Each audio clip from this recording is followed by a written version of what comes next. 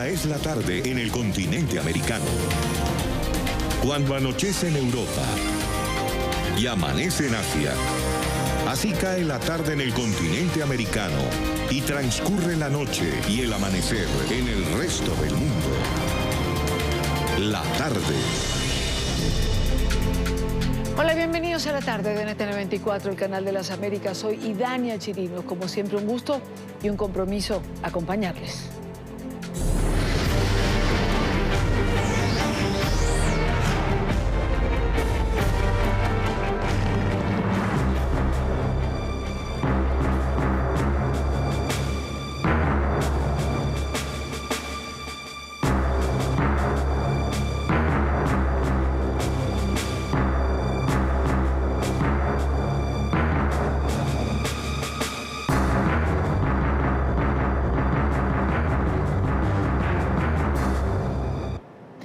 Lo que pudiera ser el ciclón más poderoso en décadas ha tocado tierra. Con fuertes vientos superiores a los 240 kilómetros por hora, Michael impactó las costas del noroeste del estado de la Florida. Las autoridades estadounidenses advirtieron que el huracán Michael, de categoría 4 en una escala de 5, será la tormenta más devastadora que este estado haya vivido. NTN 24, en el lugar de la noticia. Este es el reporte de David Rodríguez de nuestra cadena aliada, Telemundo 51. David. Saludos a todos los televidentes. Ustedes están siendo ahora testigos de la furia del huracán Michael aquí en Panama City. Desde hace aproximadamente la última hora hemos estado viendo cómo estos fuertes vientos siguen arrasando, llevándose árboles que encuentran a su paso. Hace aproximadamente unos 15 minutos estos árboles estaban de pie. Ahora ustedes pueden ver cómo prácticamente están en el suelo. Hay muy poca visibilidad como consecuencia de esta fuerte lluvia y lógicamente las personas estuvieron escuchando la advertencia. Se acercaba el huracán Michael con toda su fuerza y lo que estamos viviendo en estos momentos es una situación de peligro real. Esa es la razón por la que nosotros nos hemos acuartelado en un hotel de Panama City en un intento para llevarles a ustedes imágenes en vivo de lo que está ocurriendo. El servicio de energía eléctrica fue interrumpido hace aproximadamente 1 hora y 30 minutos aquí donde nos encontramos en Panama City. La fuerza de este huracán es tan poderosa que puedo decirle que casi algunos de los vehículos que se encuentran en este estacionamiento se movían con incluso la posibilidad de volcarse, y eso es una idea de lo que estamos viendo. La fuerza también ha sido tanta que algunos de los proyectiles o algunos techos los hemos estado viendo cómo han ido volando en la cercanía de donde nos encontramos. Estamos aproximadamente a unas 15 millas de donde está la playa de Panama City. Allí la marejada ciclónica sigue siendo el peligro más importante. A unas 20 millas de donde nos encontramos hacia el este es donde ha estado entrando el ojo del huracán Michael. Estamos hablando de la playa del área de Mexico Beach, así que estamos en realidad muy cerca de donde está el ojo del huracán tocando tierra aquí en el área de Panama City. También nosotros habíamos estado haciendo un recorrido más temprano y habíamos visto cómo las personas estaban sumamente preocupadas porque hoy cuando amanecieron se encontraron con la noticia de que estarían enfrentándose a un huracán con fuertes vientos que estarían sobrepasando las 150 millas por hora. Pero ahora mismo yo quiero que el colega Osiami Palazuelo, nuestro camarógrafo, les muestren a ustedes cómo esos árboles en realidad no han estado soportando los fuertes vientos en esta zona. También quiero mostrarles, para que tengan una idea, cómo los vehículos prácticamente están viéndose amenazados por esos árboles que han ido cayendo y también cómo los fuertes vientos siguen soplando con esta intensidad. Hemos estado viendo estos vientos durante los últimos 20 minutos aproximadamente. Ya no hay servicio de energía eléctrica, como decía anteriormente, pero ya el tiempo de desalojar el área inundable prácticamente había terminado. Habíamos dicho al mediodía que el peligro era inminente y ya ustedes pueden ser testigos a través del lente de Telemundo 51. El huracán Michael está azotando como uno de los más fuertes en la historia en la región noroeste del estado de la Florida. Como ustedes saben, el Panhandle de la Florida nunca antes había visto un huracán tan fuerte y tan potente como este que está soplando en estos momentos, y Telemundo 51 le está llevando a ustedes imágenes en vivo. El colega camarógrafo Osiami Palazuelo está haciendo lo posible para que ustedes puedan ver cómo en realidad el viento es tan fuerte que no podemos estar en el exterior. Tenemos que mantenernos acuartelados en el balcón de este hotel en el que nos encontramos para llevarles a ustedes las mejores imágenes. Y es que, como pueden observar, la visibilidad es prácticamente ninguna.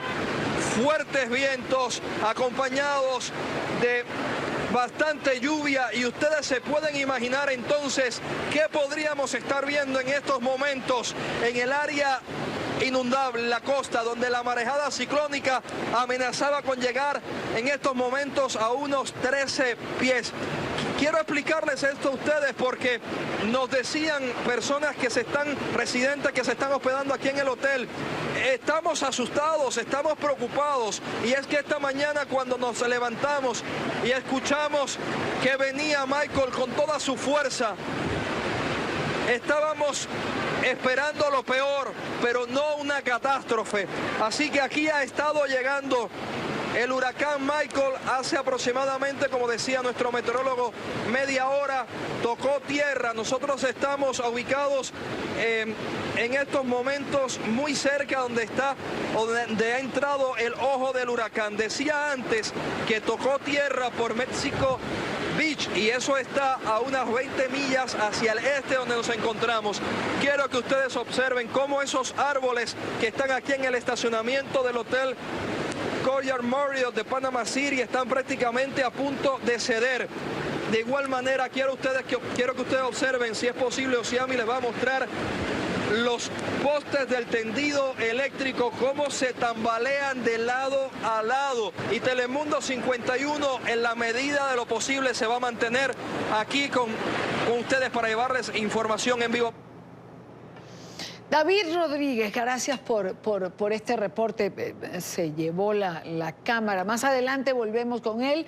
Es nuestra alianza con el Canal 51 de Miami. Él está, como ya lo han visto, en Panamá, en Panama City, y desde allí está reportando lo que es la entrada de este poderoso huracán, el más potente en décadas, así lo han descrito las autoridades. Y así se desplaza el huracán Michael. Esta es la señal satelital que nos muestra precisamente el ojo del huracán que cruzó sobre Panama City, como decía hace unos minutos David Rodríguez.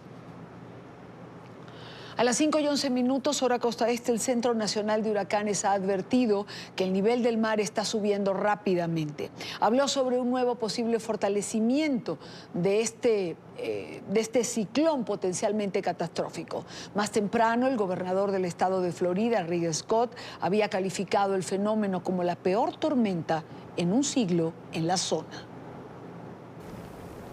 Los potentes vientos del huracán Michael ya golpean con fuerza la costa noroccidente del estado de Florida, con vientos de hasta 230 kilómetros por hora, amenaza con arrasar todo a su paso. Las autoridades advirtieron con preocupación que la intensidad de los vientos podría aumentar con el paso de las horas. Durante la mañana de este miércoles, el ciclón alcanzó la categoría 4 en una escala de 5, lo que lo cataloga como uno de los más catastróficos en las últimas décadas en el estado. El huracán Michael es una tormenta mortal de categoría 4. Esta es la peor tormenta que la Florida en el área de Panhandle ha visto en más de 100 años. De nuevo, esta es la peor tormenta que ha visto Panhandle en Florida en un siglo. El huracán Michael está sobre nosotros y ahora es el momento de buscar refugio. El tiempo de evacuar terminó. El gobernador de la Florida, Rick Scott, prevé que las inundaciones sean de gran magnitud. La tormenta traerá lluvias torrenciales a la mayor parte de Panhandle y Big Bend, lo que significa que las inundaciones serán un problema importante. Esperamos ver 30 centímetros de lluvia en algunas áreas de la costa noroccidental. Las autoridades estiman que los daños pueden llegar a ser catastróficos tras el paso del huracán. Les pedimos que tengan mucho cuidado con esta tormenta, una tormenta de gran magnitudes, como lo dijo el administrador. Es una tormenta que va a impactar a muchas comunidades de Florida, Alabama, Georgia, y no se ha visto en muchos años. La marejada ciclónica también se espera que tenga olas de hasta 14 pies de altura. 2.500 integrantes de la Guardia Nacional de Florida están activos y preparados para participar en operaciones de ayuda humanitaria, mantenimiento de la seguridad y búsqueda de rescate de personas una vez termine la tormenta. En estas imágenes grabadas por la NASA se aprecia la magnitud del fenómeno. El ciclón también fue captado por las cámaras de este avión cazatormentas que se adentró en el ojo del huracán. La alerta por Michael se extiende a lo largo de la costa este de la Florida, Georgia y Carolina del Sur, abarcando a más de 28 millones de personas. Para conocer un poco más en detalle la trayectoria del huracán Michael, quiero saludar a Luis Carrera, el jefe de meteorología de nuestra cadena aliada Telemundo 51. Y tiene información para nosotros. Luis, buena tarde. Y Dania, buenas tardes. Así es, el poderoso huracán Michael tocó tierra comenzando la tarde de este día miércoles en el extremo norte de Florida, específicamente a la 1:30 hora del este, cerca de México Beach, categoría 4 con vientos máximos de 155 millas por hora y una presión bajísima de apenas 919 milibares. El sistema seguirá camino al interior, dejando mucha actividad. El rumbo que lo llevará hacia la parte norte de Florida, sectores de Georgia y las Carolinas, hará que, como categoría 2 por lo menos, llegue las próximas horas a partes de sectores de Georgia. El viento máximo, repito, está en torno a 155 millas por hora. El sistema es tan poderoso que simplemente por inercia va a tardar mucho en debilitarse. Por ello es que se espera que como huracán siga rumbo al interior, pase por partes de Georgia e incluso llegue a ese estado y recorra buena parte de él aún como huracán. Por ello, Valdosta, Tallahassee van a haber mucha actividad, tanto de viento como también de lluvia. Por supuesto, en el borde costero, la marejada fue realmente intensa, con un viento de esa magnitud.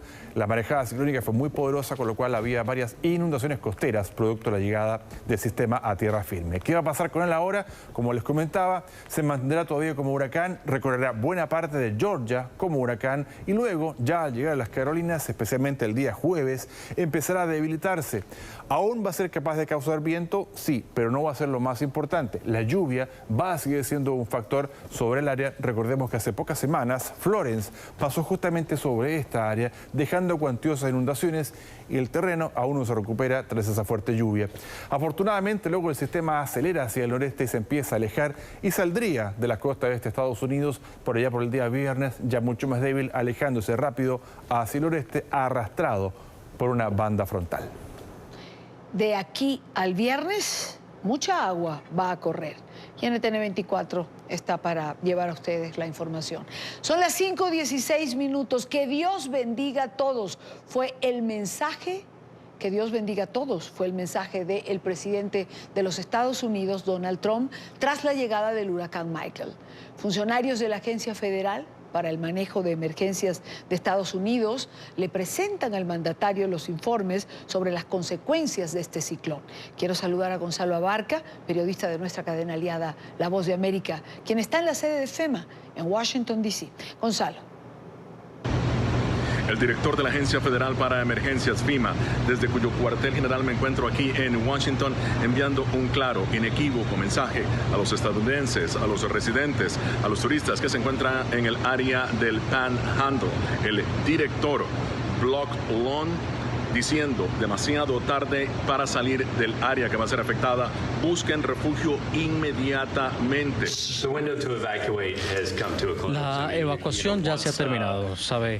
En algunos casos, en estas islas afectadas, tuvieron que cerrar puentes por los vientos sostenidos y, honestamente, el océano ya empezó a elevar sus nubales y hay zonas en las que hemos estado anticipando marejadas ciclónicas. Y como dije, lo más importante aquí es que si estás en la zona afectada, trata de subir a zonas elevadas. Sus palabras se hacen eco a las del presidente de Estados Unidos, desde donde en la oficina Oval dijo que a todos los estadounidenses les dijo: Dios los bendiga a todos ante el impacto, la fuerza que se proyecta tendrá este huracán, que ya tiene categoría 4 y en solamente horas afectará todo lo que es el área del Panhandle de la Florida. Les digo que Dios los bendiga, es mi mensaje, porque la tormenta está allí, esa tormenta está allí. Es muy tarde para hacer algo ahora, ya que está avanzando. No solamente hay preocupación por la subida, por las mareas que subirán de 9 a 12 pies, sino también por los fuertes vientos que le siguen y pueden causar una devastación masiva en la Florida. Todas las oficinas federales en este momento involucradas en un esfuerzo monumental para poder ayudar a los estadounidenses, a los residentes, a los turistas, a las personas que se encuentran en el paso de este huracán. Desde la agencia central de FEMA aquí en Washington, les informó Gonzalo Barca de La Voz de América. Gracias, Gonzalo. Son más de 13.000 funcionarios de FEMA que se encuentran en el área de Florida que afectará el paso del huracán Michael para atender cualquier emergencia, como bien lo decía. Recuerdo que son 3.000 porque me impactó y lo decían en el día de hoy, que habían desplazado esta cantidad de funcionarios para poder prestar un mejor servicio a la colectividad. Más adelante seguiremos informando sobre el impacto de este huracán que ya ha entrado en la Florida, ya ha tocado tierra. Más adelante tenemos un nuevo reporte de David Rodríguez de nuestra cadena aliada Telemundo 51 y podremos llevar a ustedes detalles de lo que allí está ocurriendo. Pero ahora, cuando son las 5:19 minutos, hora costa este en Estados Unidos, 6:19 minutos en Argentina, revisamos otras noticias de la agenda informativa del día. Es noticia la isla de Mallorca, en el Mediterráneo español, donde 10 personas perdieron la vida tras una fuerte tormenta que causó desbordamientos en la localidad de Sant Llorenç. Según el servicio de emergencias, un niño de 5 años permanece desaparecido. Como pueden ver en las imágenes, el agua arrastró vehículos y provocó múltiples daños en viviendas y establecimientos comerciales. Por lo menos 630 personas trabajan en esta zona afectada. El presidente del gobierno español, Pedro Sánchez, visitó la isla. Lo más urgente ahora mismo es encontrar a las personas que están desaparecidas, dar respuesta sobre todo a la inquietud de sus familiares y por supuesto a todos los vecinos y vecinas de las localidades afectadas, trasladarles de verdad que el gobierno de España, como también está haciendo el gobierno de las Islas Baleares, vamos a estar detrás de ellos para apoyarles en estos momentos tan duros. Es noticia la ex candidata presidencial peruana Keiko Fujimori, quien fue detenida en la ciudad de Lima. El arresto se dio luego de que el Ministerio Público emitiera una orden de prisión preventiva en su contra por 10 días por presunto lavado de activos. La resolución emitida por el ente judicial señala que su partido Fuerza Popular sería una organización criminal en cuya cabeza estaría ella misma. Según medios locales, la líder de la oposición atendía una citación en un tribunal en horas de la mañana cuando fue detenida por las autoridades. Otras 19 personas también fueron capturadas por presunta relación con este caso. Es noticia argentina, donde hoy se ha conocido la sentencia por el caso conocido como la tragedia de Once. Hace pocos minutos, Julio De Vido, exministro de Planificación del país, fue condenado, oigan bien, fue condenado a 5 años y 8 meses de prisión, acusado de ser partícipe necesario del accidente ferroviario que dejó en Buenos Aires 51 muertos en 2012. El exfuncionario kirchnerista fue inhabilitado de por vida para ejercer cargos públicos. Es noticia el escándalo por la golpiza contra varios jóvenes internos en un centro correccional para adolescentes en Bogotá, en Colombia. Hecho que se conoció a través de un video compartido en redes, el que ustedes tienen en pantallas en redes sociales, en el que se ve cómo los menores sometidos en el suelo, en ropa interior, son golpeados con palos por policías. Tras la denuncia, las autoridades han apartado de sus funciones a varios de estos funcionarios mientras avanza la investigación. ¿No sabe qué es boca abajo qué? Los hechos ocurrieron hace 2 semanas en el Centro de Reclusión de Menores, El Redentor, en Bogotá. Autoridades aseguran que los uniformados reaccionaron de manera indebida luego de producirse un intento de fuga masiva de algunos menores que se encuentran recluidos en el lugar. Así nos mueve un hombrecito, ¿no? En el video se ve cómo un uniformado con un palo golpea en repetidas ocasiones a uno de los internos, pero no solo lo agrede física, sino también verbalmente, mientras el menor no para de llorar pidiéndole que pare. Al menos otros 10 menores detenidos mientras ocurre la golpiza permanecen en el suelo en ropa interior y con evidencias de maltrato en su espalda. El video es muy diciente, allí nosotros observamos claramente que están siendo objeto de maltrato físico, maltrato verbal. Y pues la justicia será la que entre a determinar los hechos en los que ellos incurrieron. 2 policías fueron llamados a interrogatorio por estas conductas. Las penas podrían ser hasta de 15 años de cárcel. Desproporcionado, exagerado, violento, que calificaría eventualmente dentro del tipo penal de tortura. El Centro Redentor está ubicado en la localidad de Tunjuelito, sur de Bogotá, y está a cargo de bienestar familiar con vigilancia de la policía. En esta parte del programa, cuando son las 4:24 en Colombia, quiero saludar a Mario Gómez, fiscal delegado para la infancia y la adolescencia de la Fiscalía General de Colombia. Señor Gómez, bienvenido a la tarde de NTN 24. Gracias por acompañarnos. Muchas gracias a usted, Irania. No, gracias a usted por estar aquí. 7 funcionarios en total entiendo que han sido separados de sus cargos, señor fiscal, aunque solo 4 habrían participado de este evento. Es muy importante entender que la Fiscalía General de la Nación está haciendo una investigación criminal por lo sucedido en ese centro de atención especializada para adolescentes. No solo por la conducta oprobiosa que puede ser calificada eventualmente dentro del tipo penal de tortura, que es muy grave, que tiene penas severas de hasta 20 años porque es cometido aparentemente por funcionarios de la Policía Nacional sobre adolescentes, sino también las conductas que de tipo omisivo pudieran haberse presentado, porque unos pecan por acción y otros por omisión, en la medida en que permiten la agresión física y el maltrato de una manera, ya lo dije, oprobiosa, deleznable, que puede, por supuesto, enmarcarse dentro de un trato cruel o inhumano. Y en esa condición, los que hacen la tarea de castigar y los que permiten que se haga, deben responder. ¿Dentro de qué contexto, señor fiscal, se produce este evento? Es decir, ¿qué ocurría o qué había ocurrido? La parte que vemos es evidentemente cuando los jóvenes están en el piso y son golpeados por los funcionarios. Pero ¿dentro de qué contexto pasa esto? Hay que tener en cuenta que son adolescentes que antes de cumplir 18 años fueron sancionados con una condena judicial que ordena su privación de libertad. Ellos ya cumplieron la mayoría de edad, que en Colombia es de 18 años, y siguen purgando la sanción, la pena.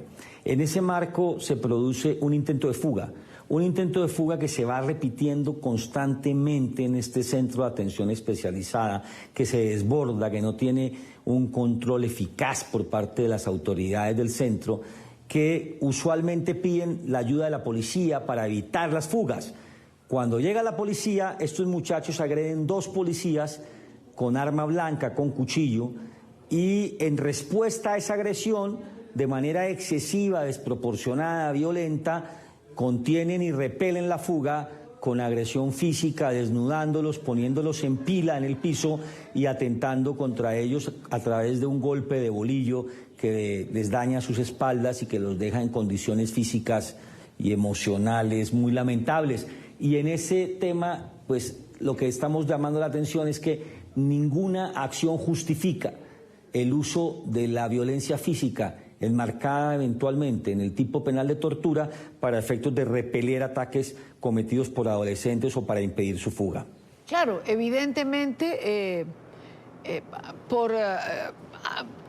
no importa cuán grande fuera la alteración, es decir, lo que no se puede repeler es con este tipo de actos o agresiones a los muchachos que además están ya en el piso indefenso y de espaldas. Ahora, usted hablaba de tortura. ¿Esto puede ser calificado como acto o como prácticas de tortura?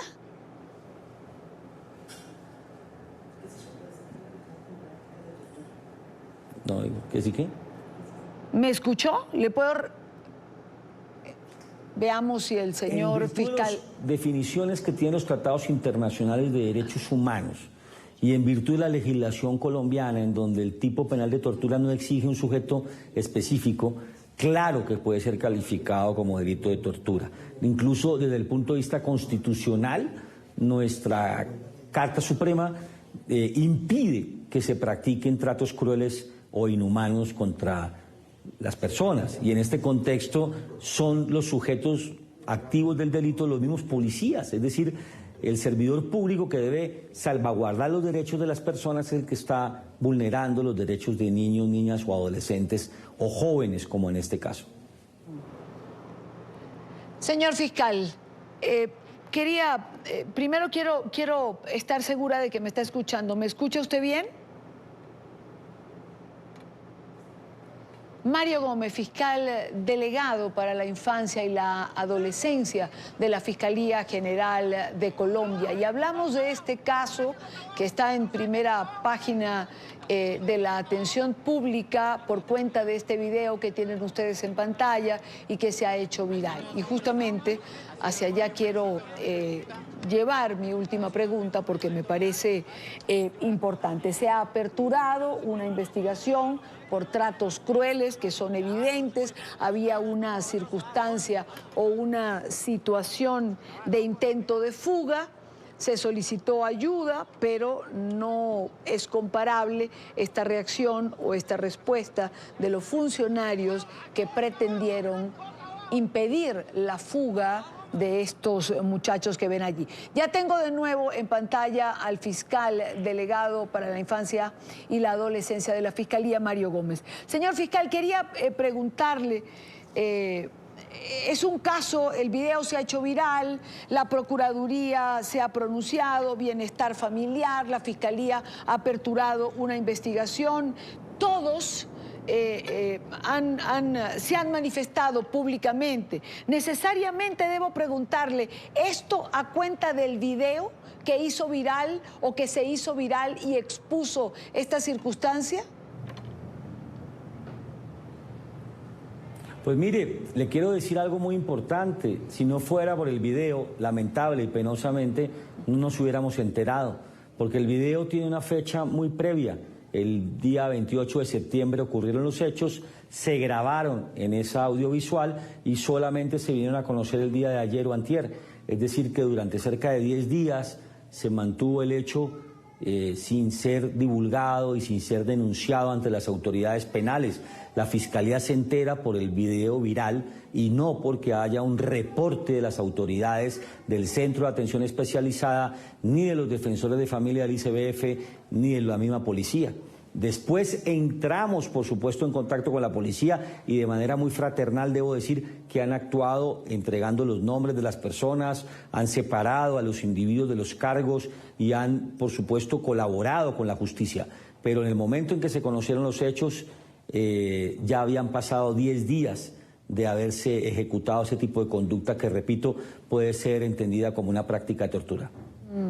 Señor fiscal, la Fiscalía General apertura por noticia crimini esta investigación. Sí, señora. Se abrió noticia criminal, hay un fiscal especializado trabajando conmigo directamente y un cuerpo especial del grupo de trabajo adscrito al despacho del fiscal general de la Nación, quien se toma muy en serio las violencias contra niños y niñas y nos ha pedido redoblar todos los esfuerzos para que esta investigación sea pronta y cumplida. Muchísimas gracias, señor fiscal. Gracias por su tiempo y gracias por estar aquí. A ustedes muy amables. Muy buena tarde.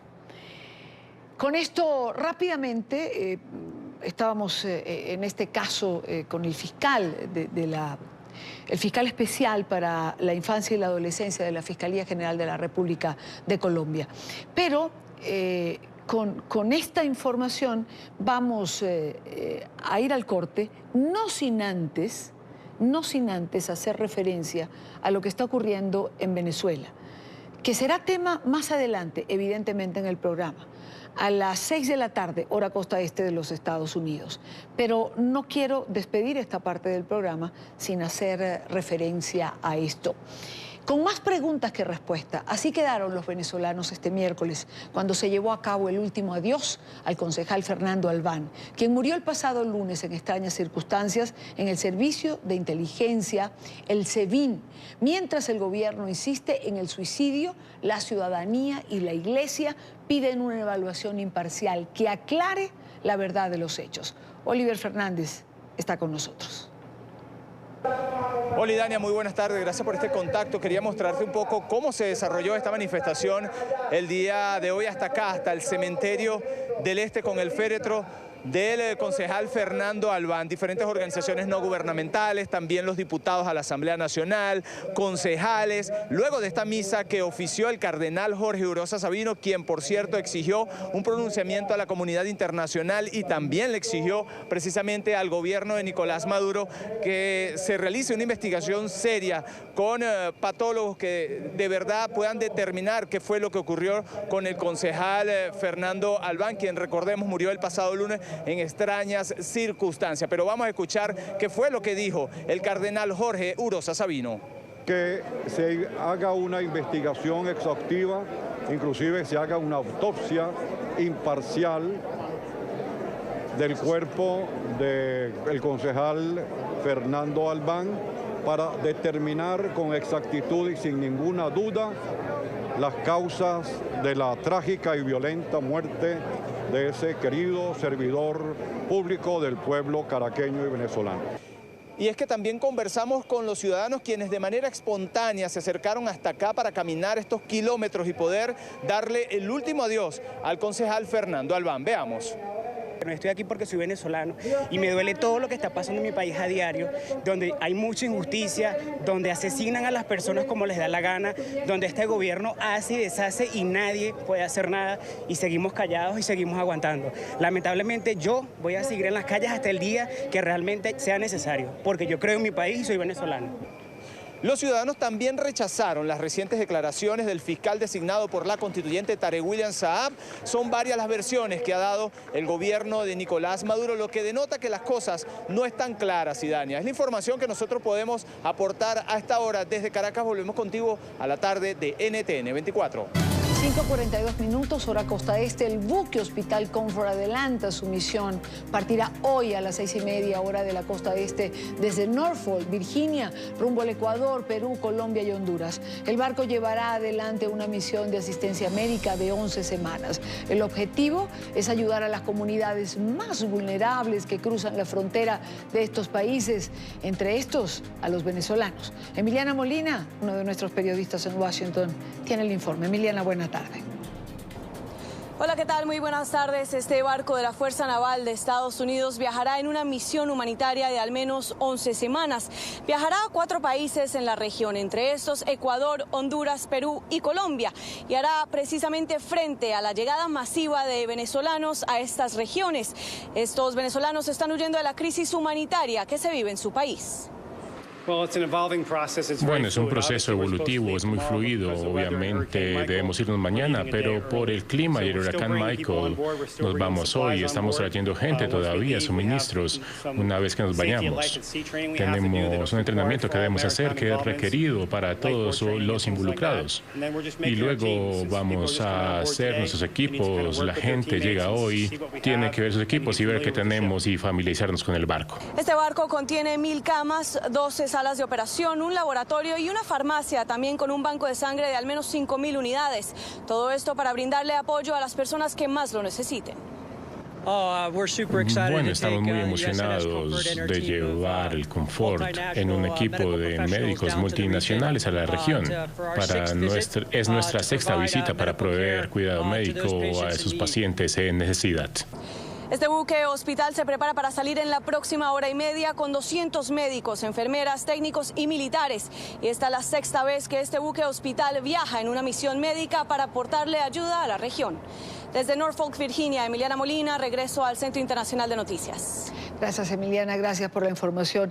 Y en otro orden de ideas, el Consejo de Seguridad de la ONU ha reafirmado su respaldo a la consolidación de la paz en Colombia. Sin embargo, el ente rector de Naciones Unidas ha llamado la atención del Palacio de Nariño sobre algunos aspectos del posconflicto, entre ellos la lucha contra el narcotráfico y la protección de líderes sociales. NTN 24 ha seguido la presentación del nuevo informe sobre la misión de verificación a los acuerdos establecidos con la FARC. Alejandro Rincón en Nueva York tiene información. Alejandro. Hola, buenas tardes. Después de que Naciones Unidas diera un respaldo unánime a la extensión de la misión de verificación a la implementación de los acuerdos entre el gobierno de Juan Manuel Santos y las FARC, es la primera vez que el ente rector de Naciones Unidas hace una revisión a todo este proceso de implementación de los acuerdos de paz en territorio colombiano, que ahora está bajo el gobierno de Iván Duque. En este contexto fue representado el gobierno colombiano por el canciller Carlos Holmes Trujillo, quien en sus declaraciones hizo referencia a una crítica hecha por el delegado de Naciones Unidas a Colombia, Jean Arnaud, en particular sobre el reto en términos presupuestarios que enfrenta ahora mismo la implementación de los acuerdos de paz. Sobre el particular, NTN 24 le consultó al canciller Holmes Trujillo y esta fue su respuesta. Lo importante es señalar que es una realidad, hay un problema de deficiencia presupuestal que el gobierno tendrá que ir enfrentando poco a poco con la ayuda de la comunidad internacional y asuntos derivados de la diversidad de las instituciones que se crearon. Pero esas son las circunstancias sobre las que se está trabajando con toda dedicación por parte del presidente, quien integró un gabinete de paz para hacerle seguimiento a la implementación. Nombró al doctor Archila como alto consejero presidencial para el posconflicto, nombró alto comisionado para la paz y la legalidad y ha designado sus representantes en las distintas instancias que contempla el acuerdo para efecto de su implementación. El análisis adelantado por el Consejo de Seguridad sobre la implementación de los acuerdos de paz en Colombia ha sucedido luego de que esta misma entidad el pasado 13 de septiembre respaldara unánimemente la extensión de la misión de verificación de la ONU a los acuerdos establecidos entre el gobierno de Juan Manuel Santos y las FARC. Es todo lo que tenemos para ustedes por ahora. Continúen con más en la tarde. Gracias, Alejandro, por la información. Y ya suenan los primeros nombres para reemplazar a la embajadora de los Estados Unidos ante la ONU, Nikki Haley, quien sorpresivamente anunció su renuncia este martes. Uno de ellos es el de la asesora de la Casa Blanca, Dina Powell, quien es considerada fuertemente por el presidente Donald Trump. También surgen otros candidatos menos convencionales, como el exjugador de la NBA, Dennis Rodman.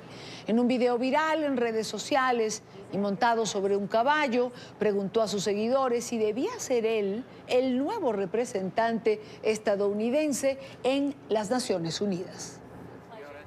Escuché que la embajadora de la ONU se retiró, así que ¿qué opinan ustedes? ¿Debería ser yo el nuevo embajador de la ONU de los Estados Unidos y tratar de salvar al mundo? ¿Qué opinan ustedes? ¿Qué piensas tú?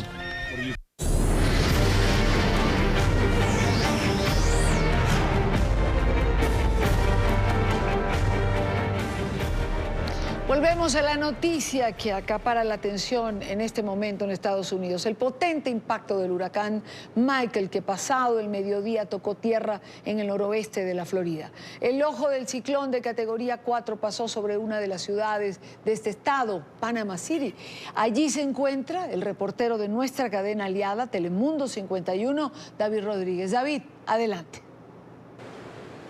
Así es, estamos viviendo el huracán más intenso que haya azotado la región noroeste del estado de la Florida en la historia. Ustedes están viendo imágenes de la furia del huracán Michael, que con sus ráfagas de viento incluso ha sido capaz de arrancar árboles de raíz. Ha sido una situación de mucho peligro debido a las fuertes lluvias, a las fuertes ráfagas de viento, pero también a la marejada ciclónica que en algunos sectores podría estar alcanzando 13 pies.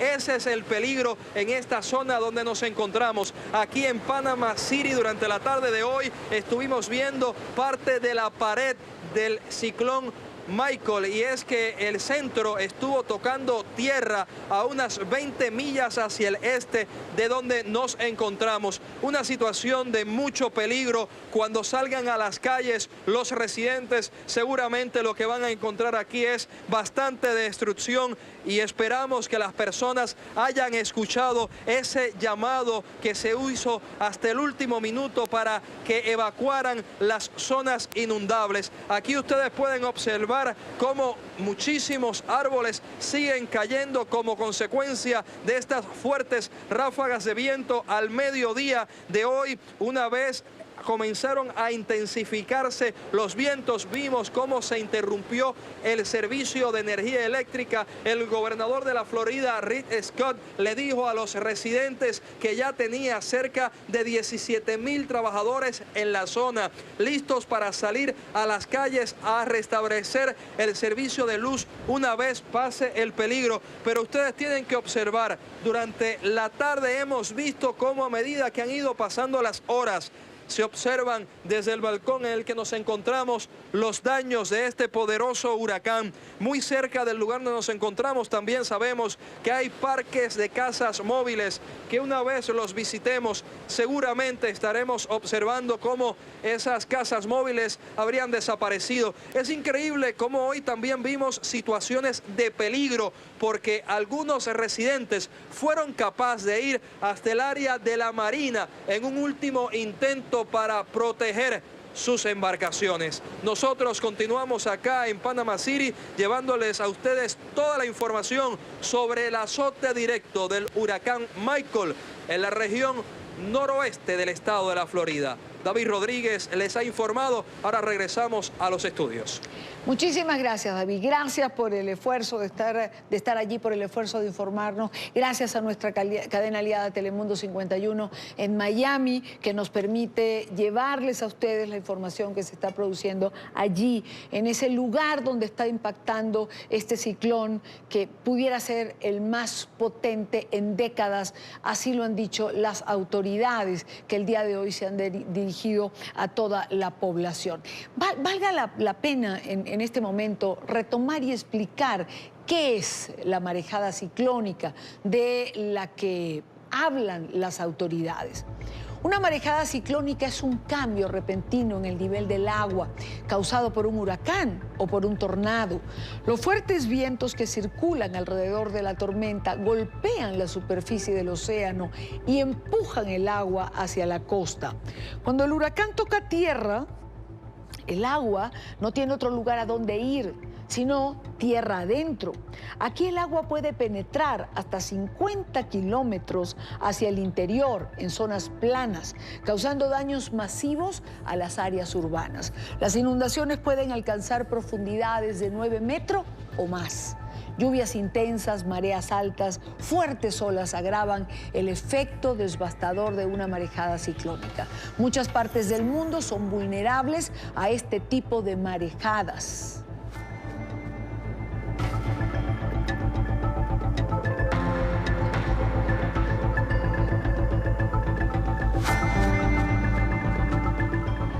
¿Recuerdan hace poco cuando Las Carolinas se vio afectada por las marejadas ciclónicas.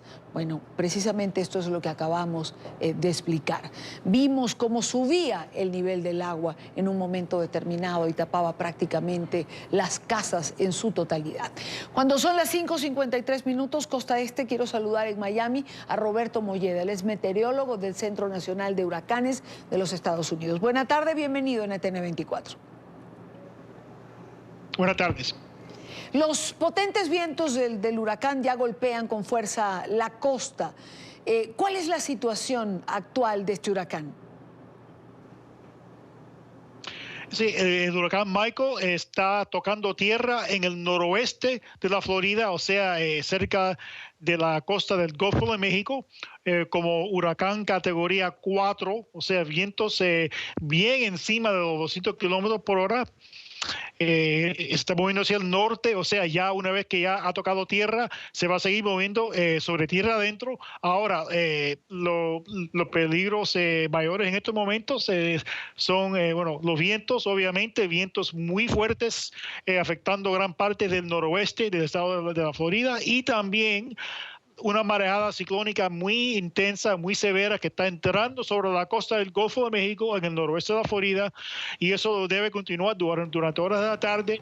Y bueno, esos son los dos peligros mayores en este caso de ahora de Michael. ¿Cuántos días se prevé que Michael esté en territorio estadounidense? Para las próximas horas, el centro o el ojo de Michael va a estar sobre el norte de la Florida, tal vez cruzando al estado de Georgia más tarde esta noche, y en esas zonas es donde los vientos van a estar bastante fuertes en gran parte, o sea, en tierra adentro, vientos dañinos, y también cerca a la costa, cerca a las playas, marejadas muy severas de 2 o 3 metros de profundidad, y también inundaciones causadas por las lluvias fuertes o las lluvias intensas en tierra adentro. O sea, no solo en la costa, sino todo un fenómeno que está afectando y va a seguir afectando zonas muy al interior, no solo esta tarde, esta noche, sino también para los próximos 2 o 3 días, mientras que se mueva hacia el norte y noreste sobre la parte sureste de Estados Unidos. Finalmente se habla de un huracán potente, quizás el más, el de más intensidad en décadas. Yo quiero preguntarle cuál es la diferencia entre Michael y los pasados huracanes como María, como Irma. ¿Cómo se manejó las alertas en este territorio que se va a ver afectado? Cada huracán, aquí en la Florida estamos acostumbrados que cada huracán tiene sus características, tiene su propia característica que hay que tomar en serio. Y bueno, este es el huracán más fuerte que ha afectado esta parte del estado en más de 100 años. O sea, es un huracán histórico, un huracán que ya viene por días avisando de la posibilidad de daños o de peligros severos por este sistema. O sea, yo creo que en general la población ha sido avisada, ha sido informado propiamente. Y bueno, es a la persona individual que haga lo propio y lo adecuado para protegerse. Así es, creo que ha habido una información importante para la población. Roberto Molleda, meteorólogo del Centro Nacional de Huracanes, gracias por acompañarnos. Muchas gracias. Y que venga gente que sepa de verdad.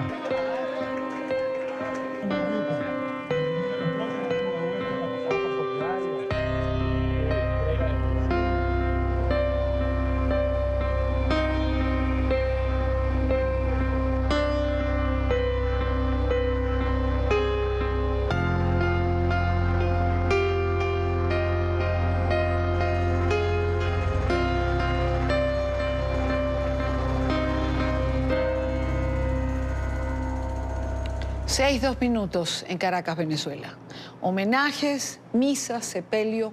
Con llanto y sed de justicia, los venezolanos han despedido al concejal Fernando Albán, quien murió el pasado lunes, recordemos, en extrañas circunstancias, en el servicio de inteligencia de Nicolás Maduro, el SEBIN.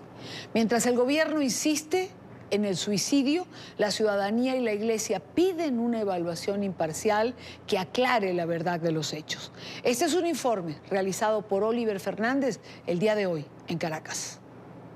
El cardenal Jorge Eurosa Sabino ofició la misa en Capilla Ardiente junto al representante del Vaticano en Venezuela, Aldo Giordano. Exhortó a las autoridades venezolanas a que se realice una investigación exhaustiva que aclare las dudas que ha originado la muerte del concejal Fernando Albán. Inclusive se haga una autopsia imparcial del cuerpo del concejal Fernando Albán para determinar con exactitud y sin ninguna duda las causas de la trágica y violenta muerte. Al finalizar la misa, diputados, concejales, líderes políticos y sociedad civil, en medio del llanto, acompañaron el féretro.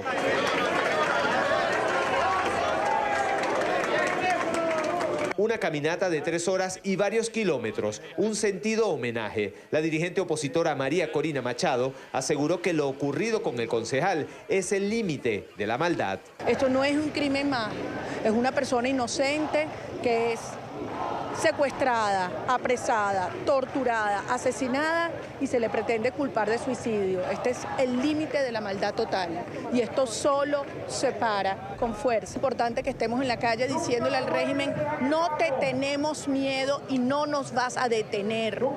Aquí quien va a ser detenido, y estoy hablando textualmente, es Maduro y sus mafias. Mario Mazzone, amigo inseparable de Fernando Albán, denunció que el concejal habría recibido presiones, amenazas y que su talante moral y religioso jamás le permitirían suicidarse. Así que a Fernando lo asesinaron sus torturadores por órdenes superiores y luego, para encubrir el delito y las pruebas de la tortura, lo lanzaron de un 10º piso, además queriendo enviarnos un mensaje de terror. Pues ese mensaje no va con nosotros. La sociedad civil no dudó en salir a las calles para exigir una explicación.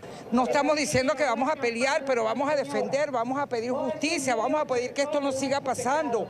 Los ciudadanos también rechazaron las recientes declaraciones del fiscal general designado por la constituyente Tarek William Saab. El gobierno ha dado varias versiones, lo que denota que las cosas no están claras. Es la información que manejamos desde Caracas y con ella los invitamos a que continúen con más de la tarde. Diferentes gobiernos de la región han manifestado su preocupación por la sospechosa muerte del concejal Albán. Estados Unidos, Ecuador, Argentina, Brasil han emitido comunicados y declaraciones sobre lo que ocurrió el pasado 8 de octubre con el político opositor. Revisemos los pronunciamientos. Mediante un comunicado, la Casa Blanca condenó el hecho, responsabilizó al Estado por esta muerte y pidió la liberación de todos los presos políticos venezolanos.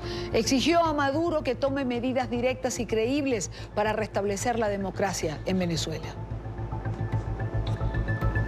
El canciller del Ecuador mostró su preocupación por la muerte de Fernando Albán, ya que estaba detenido por el Servicio Bolivariano de Inteligencia.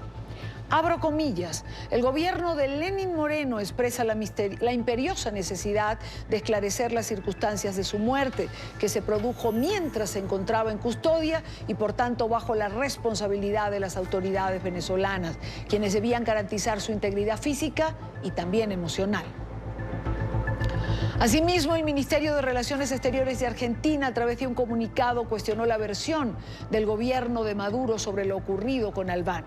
El gobierno argentino cuestiona la explicación brindada por las autoridades venezolanas sobre la causa de la muerte del concejal Fernando Albán, ocurrida el 8 de octubre del corriente, y aboga por su rápido esclarecimiento.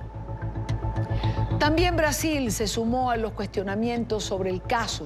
En una nota expresó: las circunstancias de la muerte de Fernando Albán en instalaciones carcelarias bajo el derecho integral, control de las autoridades venezolanas suscitan legítimas y fundadas dudas en cuanto a eventuales responsabilidades y exigen la más rigurosa, independiente y transparente investigación.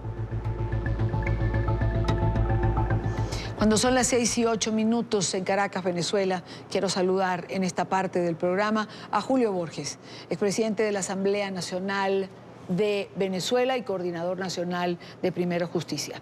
Julio, buena tarde, gracias por acompañarnos. Gracias a ti, Dani. Un saludo a todos los que nos escuchan y nos ven. Muchas gracias. Lamentablemente en una circunstancia que ninguno quisiera vivir, en una circunstancia que ninguno de nosotros hubiese querido tener que transmitir, relatar o comentar. Pero es la realidad, Fernando Albán ha muerto y cuando reviso los comunicados que se han publicado el día de hoy desde la Casa Blanca y distintas cancillerías, lo único claro, Julio, es que nadie cree lo que el gobierno venezolano está diciendo en este momento. Sí, Dania, bueno, el gobierno tiene cero credibilidad en el tema de derechos humanos, en el tema democrático y en todos los temas. Esa es la realidad. Nadie le cree nada. Es un gobierno que no solo no tiene legitimidad, sino no tiene ningún tipo de confianza para nadie. Pero creo que este caso de Fernando, que era mi amigo personal, muy, muy cercano, su familia, sus hijos, estuve con ellos ahora que estuve en las Naciones Unidas. Se trata de un caso que obviamente para nosotros rebosa, digamos, la última gota que faltaba de lo que tiene que ser para nosotros un hecho de convertir toda esta rabia, esta indignación, este dolor en energía para cambiar de una vez por todas, no la dictadura que es en Venezuela, sino el Estado fallido que está caóticamente sobre Venezuela en este momento. Ahora,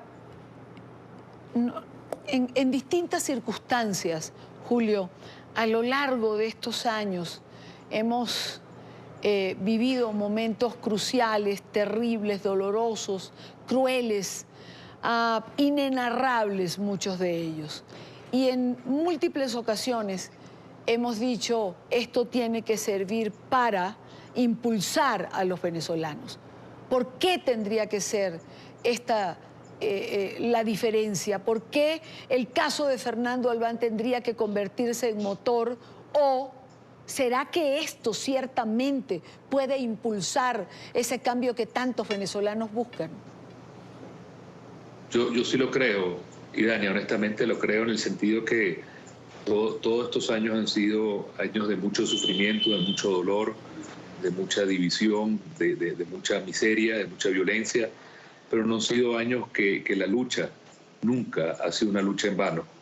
Y por supuesto, frente a una tragedia como esta que a todos nos embarga hoy, y a nosotros especialmente quienes éramos sus amigos muy cercanos de Fernando, para nosotros esto es lejos de ser un evento que nos haga de alguna manera tirar la toalla.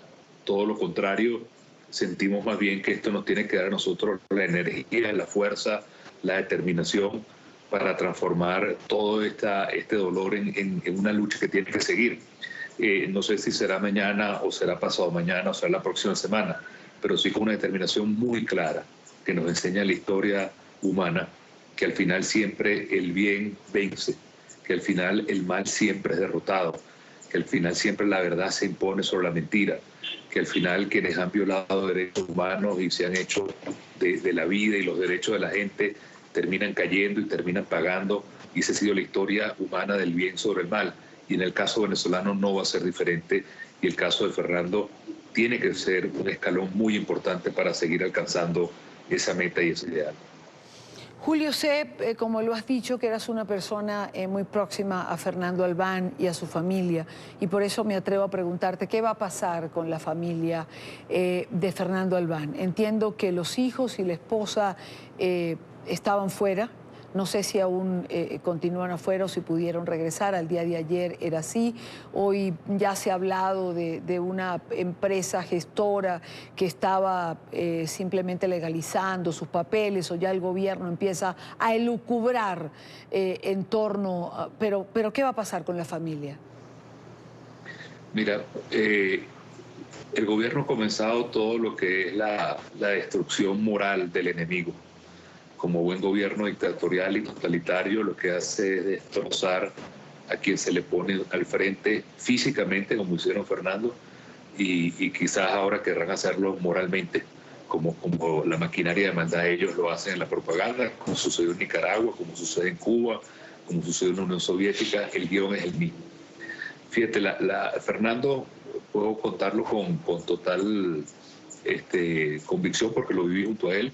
Hizo un esfuerzo enorme, enorme, por tratar de darle educación a sus hijos, y por la iglesia, donde él era muy activo, la iglesia católica, logró que sus hijos fueran becados a la universidad en Estados Unidos. Y haciendo un esfuerzo enorme, tanto Fernando como Meudi, su esposa, lograron que sus hijos estén allá. Fernando y Meudi son una familia trabajadora, clase media, normal, viviendo en los Chaguaramos, en Caracas, e hicieron ese enorme sacrificio, buscar esa beca y lograrla para que sus hijos estén allá. Y al menos yo humildemente les he dicho que ellos tienen que seguir adelante, no perder esa oportunidad, y que el mejor homenaje que le pueden hacer a Fernando es seguir adelante. Y lo creo de corazón, y creo que ellos tienen ahorita, son unos jóvenes rozando los 20 años, que lo que tienen que hacer es hacerle un gran homenaje a Fernando, de seguir adelante y seguir luchando. Fernando era una persona que, la puedo decir porque lo conocí muy, muy bien, era mi hermano, dedicado a lo social, a lo político, a la iglesia, a los grupos de base. Tenía ahorita todo el tema de alimentación en Caracas, una persona de unos gestos especialísimos con los más débiles. Ahorita me recordaba Daniela, mi esposa, que hace poco tiempo, hace un año más o menos, hubo un crimen horroroso en Venezuela de unas niñas que asesinaron a sus padres frente a ellos en la carretera Caracas-Valencia, los quemaron vivos a los papás y quedaron las dos niñas huérfanas. Bueno, Fernando se ocupó de las niñas, les consiguió la beca, la comida, todo hasta el día de hoy. Y bueno, ese es Fernando, digamos, y como tuvo ese gesto silencioso de héroe, hoy también es un héroe que el país y el mundo entero lo conocen, y es un extraordinario ser humano y un gran amigo, la verdad. Tú has dicho una frase, Julio, sobre la que quiero volver. Es terrible, pero quiero igual un comentario tuyo en relación a eso, porque has dicho el gobierno ha comenzado la destrucción moral del enemigo. Durante 2 días, a todas las personas que he tenido en el estudio y a quienes he tenido la oportunidad de entrevistar, han hablado de la gran convicción religiosa de Fernando Albán, que choca precisamente con esa hipótesis del suicidio. Más allá de esto, el fiscal Tarek William Saab hoy hace unas declaraciones y dice que ha tenido acceso a una cantidad de videos del teléfono de Fernando Albán. Y ya han empezado a circular en redes sociales, en lo que coincidimos todos en laboratorios que vienen del gobierno, imágenes que habrían salido del teléfono y que acusan a Fernando de pedofilia, por ejemplo. ¿Esta es la destrucción moral a la cual te estás refiriendo? Sí, lamentablemente una persona puede morir físicamente, Dania, y puede ser también asesinado moralmente. Y este tipo de dictaduras, de regímenes totalitarios como el que vive en Venezuela, su campo de batalla siempre es la mentira. Tú lo sabes muy bien como periodista, lo has combatido en todos los frentes, y lo que buscan al final es aniquilar moralmente a la persona, físicamente a la persona, destruir cualquier vestigio de dignidad. Pero se equivoca el régimen si piensa que con este tipo de cosas doblegan, ensucian, manchan. A mí realmente lo que me da es un profundo dolor humano pensar que nuestro país esté en manos de seres tan absolutamente bajos, capaces de esto y de 1000 cosas más. Pasó lo mismo con Juan Requesens, ha pasado lo mismo con decenas y quizás centenas y quizás miles de estudiantes presos durante todos estos años, que han sido sometidos a tortura, que han sido de alguna manera violentados sus derechos humanos. Fernando es un caso que hoy nos sacude, pero como tú has dicho, son años de esta lucha, y Dios nos permita que este sea el punto final de todo esto, y que nosotros sigamos adelante para tener el país que merecemos y que merecen los hijos de Fernando, los hijos de todos los venezolanos. Julio, finalmente el gobierno o el régimen de Venezuela va contra Julio Borges, es decir, a Fernando Albán se le detiene y se le presiona para que inculpe a Julio Borges dentro de todo lo que tiene que ver con las acusaciones de magnicidio, el ataque con dron, igual que a Juan Requesens.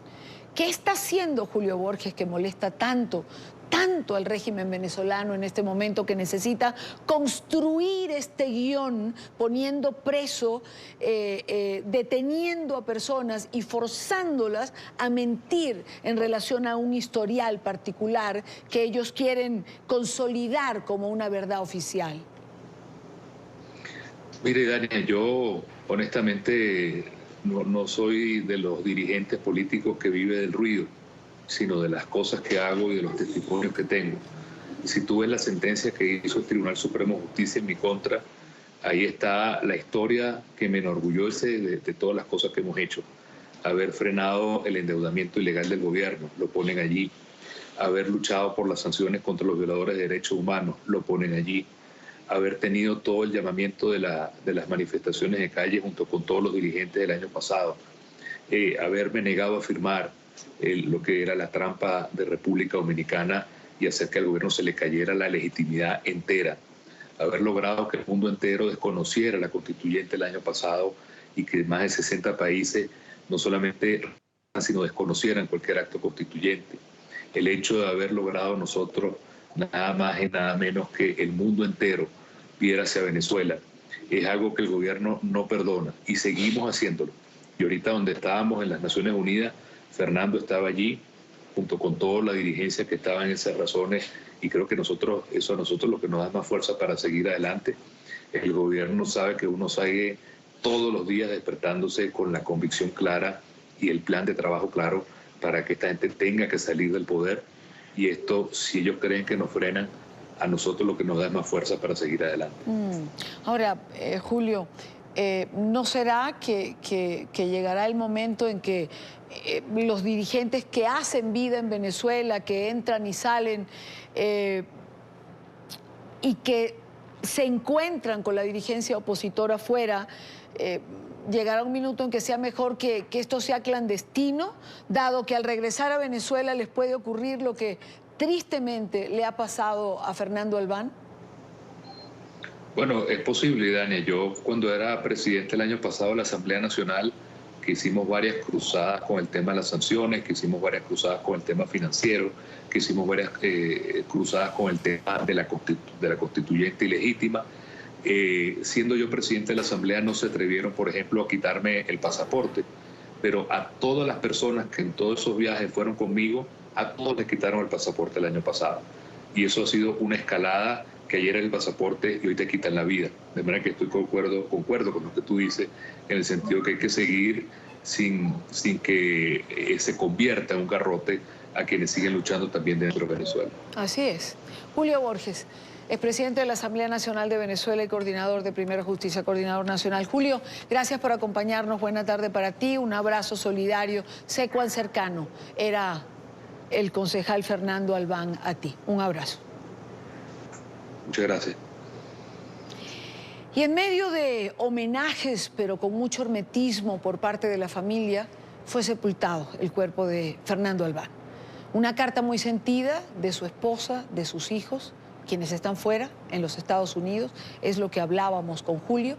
No pudieron llegar a Venezuela, fue leída por un familiar cercano para cerrar la ceremonia. Luis Alejandro Laya acompañó a los familiares y a los amigos del político en esta parte del recorrido del féretro desde primeras horas de la mañana y tiene más información. Luis, adelante. Hola, buenas tardes. Pues sí, este miércoles fue enterrado el cuerpo del concejal Fernando Albán, quien falleció el pasado lunes presuntamente al suicidarse cuando se encontraba en custodia del Servicio Bolivariano de Inteligencia Nacional. Así lo aseguró el fiscal general de la República, pero lo cierto es que en medio de sentidos homenajes y tras una larguísima caminata de más de 15 kilómetros fue enterrado su cuerpo. Muy hermética su familia ante los medios de comunicación, pero sí pudimos tener registros del momento en el que se le daba el último adiós. Veamos. Y estás en el cielo, cuidándonos como siempre. Fuiste un excelente padre y esposo. Nos enseñaste valores importantes para la vida. Fe, justicia, verdad, responsabilidad, trabajo, humildad y caridad. Santificado sea tu nombre. Los que sí conversaron con la prensa fue su abogado, el doctor Joel García, y dirigentes políticos, entre ellos algunos diputados, quienes desmintieron un poco quizás al fiscal general de la República cuando este decía que habían comportamientos suicidas según los registros del celular de Fernando Albán. Además, indicaban que es muy pronto para hablar de suicidio, pues ni siquiera se ha realizado o se ha adelantado formalmente una investigación que apenas estaría empezando desde el pasado lunes o martes. Ellos indicaban que esperan haya una investigación profunda, la cual también adelantarán desde la Asamblea Nacional. Escuchamos lo que nos decían. Habla solamente de politraumatismo, pero no dice lo que contenían, por ejemplo, el pulmón, sino que hablaba de la cavidad estomacal que había comido. Eso fue lo que dijo, nada más. Y habló de toxicología, pero no sabemos de pulmón, qué podría tener los pulmones, porque lo que dice William Jiménez es que había agua en pulmón. Hablaba de traumatismo en abdomen, en el cráneo y en la parte anterior del cuerpo, es decir, como que si el cuerpo cayó de cúbito ventral, boca abajo. Es imposible que ese cadáver, esa persona, si se abalanzó, haya caído en esa posición. Ustedes conocen cómo son los ventanales del SEBIN. Abren de forma vertical y hacia afuera. Una persona, para poderse abalanzar por allí, tiene que escurrirse entre ambos espacios y no puede caer de forma horizontal. Tiene que haber caído o de cabeza o de pies. Y allí el certificado no habla de fracturas en piernas, sino habla como del abdomen hacia arriba. Bueno, para nadie es un secreto que la Asamblea Nacional tiene sus competencias secuestradas por el Ejecutivo. Sin embargo, vamos a asumir todas las acciones que podamos asumir desde el Parlamento para conocer realmente qué fue lo que ocurrió. Y además también algo que es sumamente importante en este contexto es llevar esta información a la comunidad internacional, llevar esta información a la Organización de Estados Americanos, a la Organización de Naciones Unidas, y que se sepa no solamente qué ocurrió con Fernando Albán, sino quiénes son los responsables de estos hechos. Lo cierto es que tanto el abogado Joel García como diputados de la Asamblea Nacional han indicado que pedirán a la familia los poderes necesarios para poder realizar una investigación independiente y a fondo que pueda esclarecer los hechos ocurridos el pasado lunes en el piso 10 del Servicio Bolivariano de Inteligencia Nacional acá en la ciudad de Caracas. Esta es la información que nosotros tenemos y con esta volvemos a los estudios. De Caracas, Venezuela, Luis Alejandro Laya. El fiscal general de Venezuela, Tarek William Saab, se ha referido a la muerte del concejal Fernando Albán. Insistió en que según la autopsia oficial, que es cuestionada por la oposición, el político murió como consecuencia de un golpe después de caer de un 10º piso en la sede de la policía política en Caracas. Dijo que las autoridades están recabando pruebas con base en videos de cámaras de seguridad. Hemos querido dedicar esta segunda hora del programa a este caso que evidentemente también ocupa la atención, no solo de los venezolanos, sino de la comunidad internacional, si usted se fija en los comunicados de la Casa Blanca y de varias cancillerías de la región. Esto decía Tarek William Saab el día de hoy. Al momento del almuerzo, Albán se levantó abruptamente de la mesa diciendo que quería ir al baño. Eso nosotros lo explicamos. Él aprovecha esa circunstancia diciendo que quería ir al baño y corre hacia una ventana panorámica que se encontraba en el pasillo del piso 10 de la sede del SEBIN en Plaza Venezuela y se lanza al vacío. Aquí nunca se ha dicho que se lanzó desde el baño. En la referida autopsia, para quien quiera auditada, se determinó que la víctima presentó como causa de muerte traumatismo craneofacial severo y shock hipovolémico, es decir, choque hemorrágico, a traumatismo toracoabdominal y pélvico cerrado por caída de altura. También decía Tarek William Saab el día de hoy que dos cosas había determinado la autopsia. Una, que había muerto por estas razones, politraumatismo y lo que señala, y que previamente a esto el cadáver no mostraba ninguna huella de tortura o de algo físico. Eso decía, entre otras cosas que señalaba el señor fiscal Tarek William Saab, que además decía también que había tenido la oportunidad de ver más de 2.000 videos que se habían extraído del teléfono de Fernando Albán. Para conversar sobre este tema quiero saludar, por segunda vez en esta semana, pero me parece absolutamente importante, a Zair Mundaray, abogado especialista en criminalística y derecho penal. Zair, bienvenido, buena tarde, gracias por acompañarnos. Hola, Idania, saludos, gracias por la invitación. Yo no sé por dónde comenzamos de todo lo que ha circulado el día de hoy. No sé qué te parezca más importante. Creo que decía cuando despedí la parte anterior del programa que contigo quería conversar sobre ese término que además anoté, para no decirlo mal, que es la cadena de custodia de las pruebas. Sí, seguro. Porque esto es a lo que refiere o refirió Tarek William Saab cuando mencionaba los videos que habían sacado del teléfono o que él había tenido la oportunidad de ver. ¿Qué pasa con esta cadena? Bueno, Idania, uno no deja de sorprenderse ante las inexactitudes, las contradicciones y el desconocimiento bárbaro de lo que comporta la investigación penal y lo que ha dicho este señor que usurpa la función de fiscal general. Voy a referirme previamente a algo antes de caer en el tema de la cadena de custodia. Esta autopsia no es tal, y le voy a explicar por qué. Ya yo dije que previamente que nos encontramos ante una muerte sospechosa. Esta autopsia fue hecha por un médico que no es anatomopatólogo. Solo un anatomopatólogo podía abocarse a hacer la autopsia en este caso. ¿Por qué? Porque esto no es una autopsia macroscópica, y explico la diferencia.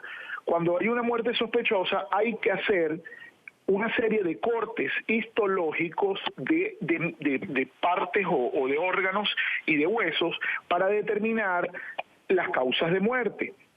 Lo que leyó este señor como causa de muerte no es tal. Esas son las lesiones que presenta un cuerpo que son propias de la caída libre. Eso es cierto. Además de que no sé de dónde saca el médico de que hay una caída libre, como si él hubiese estado allí. Él debe limitarse a hacer la descripción. Pero fíjate en qué momento se hizo la autopsia. Para determinar si esas lesiones y esas fracturas son pre o post-mortem, deben hacerse unos cortes, y esos cortes se colocan en unos bloques de parafina. Luego se hacen unos cortes muy delgados y se analiza microscópicamente. Ese análisis microscópico es el que te dice si hay reacción vital o no. Fíjese que este señor se refiere a reacción vital sin haber hecho ninguno de estos procedimientos. Y además está hecho por un médico que no es anatomopatólogo y no está autorizado para hacer estos procedimientos. Estos médicos provienen de un proceso antiguo que fue un PNF en materia de medicina legal, en el cual se tomaron unos médicos integrales comunitarios ante la ausencia de médicos forenses para formarlos, para ver vivos, es decir, lesionología, lesiones ordinarias, y para trabajar con muertos en el caso de autopsias macroscópicas, es decir, que fuera evidente la causa de muerte. Pero en un hecho como este, jamás una persona con esa poca calificación y sin ser anatomopatólogo podía abocarse a ver ese cuerpo. Así que esto es una actividad que lo que intenta es encubrir los hechos. Pero quiero interrumpirte un momento, porque si empezamos por la autopsia, entonces yo quiero referir, claro, decíamos que el informe lo firma un médico comunitario, que tenía 38 días de graduado. Pero hoy ha circulado un video, yo lo quiero compartir con nuestra teleaudiencia y contigo, de un exfuncionario de la morgue, William Jiménez, es un nombre si no recuerdo mal, y él habla de quién habría hecho la autopsia en realidad. Oigamos el video, ya vuelvo contigo. La autopsia fue efectuada por la doctora Yaonazuelis Cruz, que actualmente es la directora de la Dirección de Anatomía Patológica del Senamec.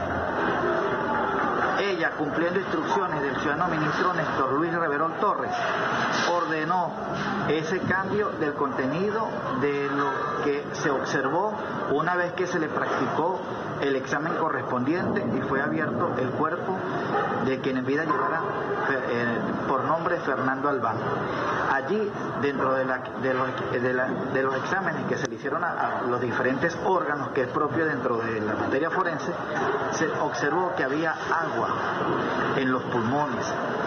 Eso fue uno de los resultados que arrojó la autopsia. Pero el contenido que fue transcrito fue alterado. Bueno, esto es parte de lo que dice el señor Jiménez, que fue funcionario de la morgue. Entiendo que quien realiza el examen, pues era una doctora competente, era patóloga o algo por el estilo, pero por supuesto ponen a firmar al otro médico al que nos referimos, que es un médico comunitario. La doctora Yanocelis Cruz es la jefa del área de anatomía patológica. Debe haber, así habrán sido los hallazgos que ella vio al momento de la apertura del cuerpo, que no se atrevió a suscribir la autopsia, sino puso un médico legista, un médico, a los que nosotros denominamos legisla, que son los comunitarios, sabiendo que esto es una autopsia que jamás puede enfrentar un médico con esa calificación porque no está autorizado para tomar cortes histológicos. Así como dice quien usurpa la función de fiscal de que esto es auditable, yo le puedo decir claramente que no es auditable porque él no tiene los cortes. Estos cortes pueden durar una década y se guardan por una década en la morgue de Bellomonte. Y uno puede ver año tras año la deformación celular que ha generado la muerte. Cuando las personas mueren, sobre todo por ausencia de oxígeno, los órganos se vuelven congestivos, es decir, se llenan de glóbulos rojos y se engrandecen, porque el cuerpo trata de mantener vivos estos órganos. Por eso es que lo primero que tiene que ser un anatomopatólogo serio o una autopsia seria es hacer cortes de los pulmones, cortes del cerebro y de algunos otros órganos. Y eso se lleva al microscopio, y en el microscopio se ve si hay una modificación celular por falta de oxígeno. Eso no lo dice esta pseudoautopsia. Solamente se limita a describir unas lesiones que son propias de la caída, pero un cadáver que se ha lanzado a determinada altura, que no lo sabemos porque el estudio dice o se refiere la información oficial a que fue lanzado o que se lanzó supuestamente del 10º piso, pero eso no lo puede saber nadie porque no hay una inspección, no hay inspecciones técnicas específicas que deben hacerse en esos casos. Las inspecciones debieron ir piso por piso y hacer activaciones especiales en cada una de las ventanas y verificar si por principio de transferencia había algún tejido de la ropa que hubiese quedado, que son microscópicos y siempre se pueden determinar en esos casos. Eso tampoco se hizo. E incluso ir a la azotea. ¿Por qué no ir a la azotea y pudo haber sido la azotea? ¿Por qué el piso 10? Porque lo dicen los funcionarios. Los funcionarios pueden ser precisamente los incriminados y la inspección del sitio del suceso se hizo 24 horas después de la comisión del hecho. En este caso, el sitio del suceso está en manos de los mismos perpetradores, lo cual implicaba que el Ministerio Público de manera inmediata tenía que abordar el sitio por la fuerza y tenía que imponer su autoridad y poder buscar las evidencias que allí se encontraban para este caso. Entonces, nada más hacer los cortes histológicos y analizarlos desde el punto de vista microscópico se lleva entre 5, 6, 8 días.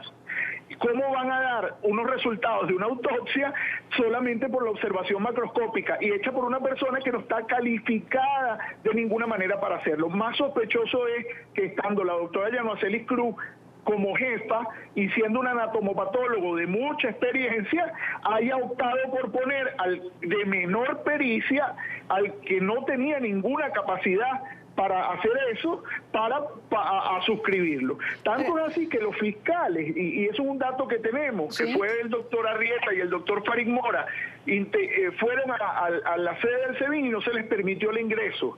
Y eso es una situación muy grave porque dejó el sitio de suceso en manos de los perpetradores. Entonces ahí no hay ninguna garantía de nada, ahí lo que hay es todo un plan de encubrimiento. Ahora,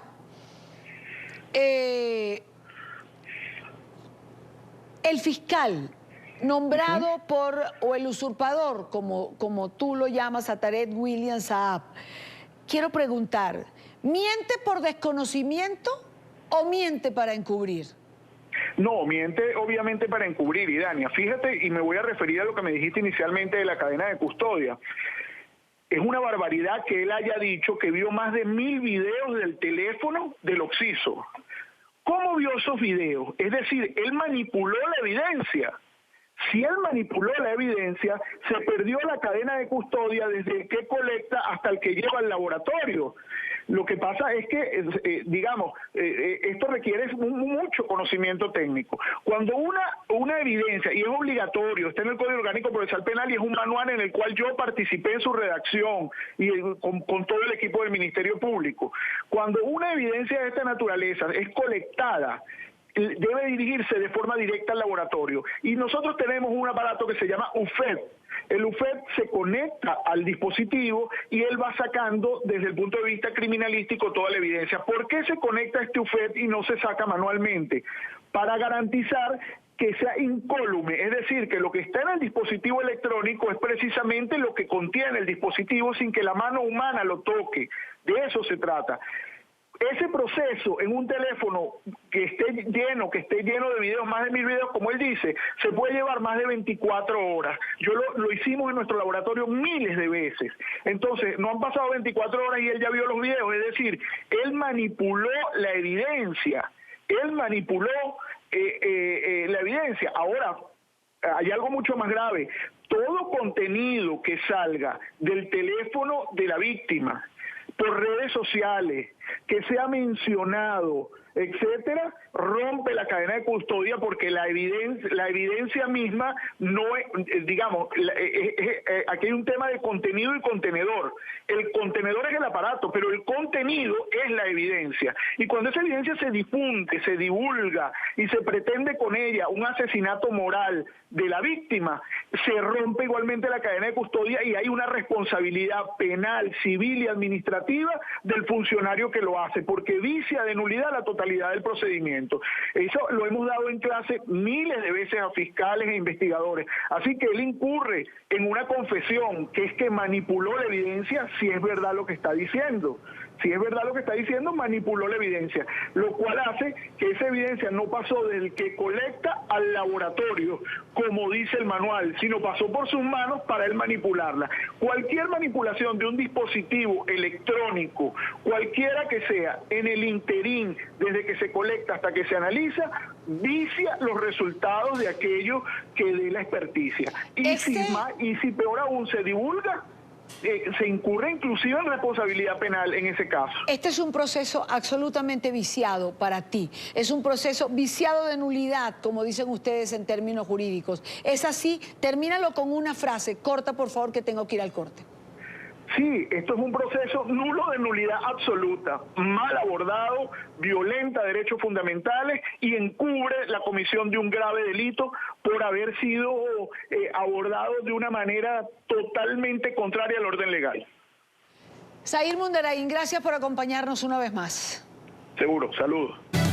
Los homenajes al concejal Fernando Albán no solo se registraron en Venezuela.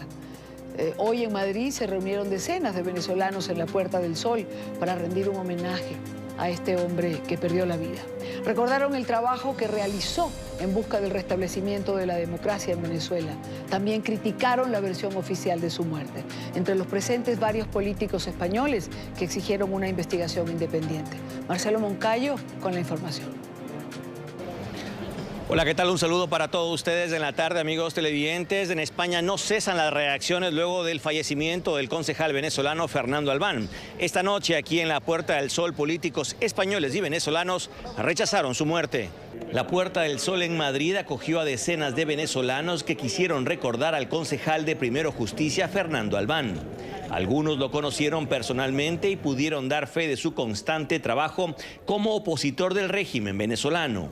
Por eso para ellos no es creíble la versión oficial que asegura que Albán se suicidó lanzándose del 10º piso del SEBIN. El que tiene fe no se suicida. Fernando fue asesinado por el régimen. Y así como Fernando Albán, que venimos a denunciar hoy porque el régimen se extralimitó al asesinarlo y después tirarlo de un piso 10, en los miles y miles de venezolanos que están muriendo de hambre todos los días. Pues yo estuve con él en Nueva York hace 10 días. y formaba parte de la delegación que fue a Naciones Unidas a pedir más sanciones, a pedir presión, a pedir una salida de Maduro. Y fue el único de la delegación que volvió. Y no es casualidad que lo agarraron a Maiquetía y pasó luego lo que pasó. Así que eso es un mártir, un héroe por la democracia. Entre los venezolanos, varios políticos españoles que exigían la salida de Nicolás Maduro del poder, a la vez que pedían al gobierno español se una a los países que denuncian al gobierno chavista ante la Corte Penal Internacional por delitos de lesa humanidad. No puede quedarse ni un minuto más Maduro.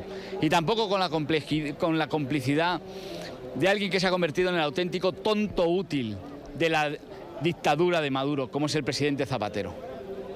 Alguien que hace esas declaraciones diciendo que lo primero que tenemos que darle es un voto de confianza, no puede estar ni un minuto más. Yo como español me avergüenza que este señor haga una sola declaración. Tiene todo mi respeto como presidente del gobierno español, pero no puede hacer ni una sola declaración más respecto a Venezuela. Está perdiendo la cara de todos los españoles cada vez que hace una afirmación sobre Venezuela. Maduro hace tiempo que demostró a la ciudadanía que es un asesino, disparando contra su pueblo, dejando al pueblo morir de hambre, dejando al pueblo caer en la miseria. Es un asesino repugnante que ahora ha atacado a un concejal que se dedica a hacer política y defender las libertades más básicas, que es lo principal que tenemos que defender todos. El encuentro en la Puerta del Sol, que buscaba recordar quién fue Fernando Albán, terminó con música venezolana, interpretada por artistas que también tuvieron que emigrar por la crisis de su país. Su talento sacó más de una lágrima a los presentes, muchos de ellos anhelando poder volver algún día a su hogar. Televidentes de la tarde y los ciudadanos venezolanos que participaron de esta concentración aseguraron que volverán a salir a las calles en los próximos días. Este es el informe para la tarde. Marcelo Moncayo, NTN 24, Madrid. Gracias, Marcelo, gracias por la información, gracias por estar allí, gracias a ustedes por acompañarnos una vez más. Llegamos al final de la tarde. Recuerden seguir nuestras cuentas en Twitter, las entrevistas en nuestra página web ntn24.com. Mañana a la misma hora para debatir, analizar, compartir la agenda informativa del día. Buena tarde para todos.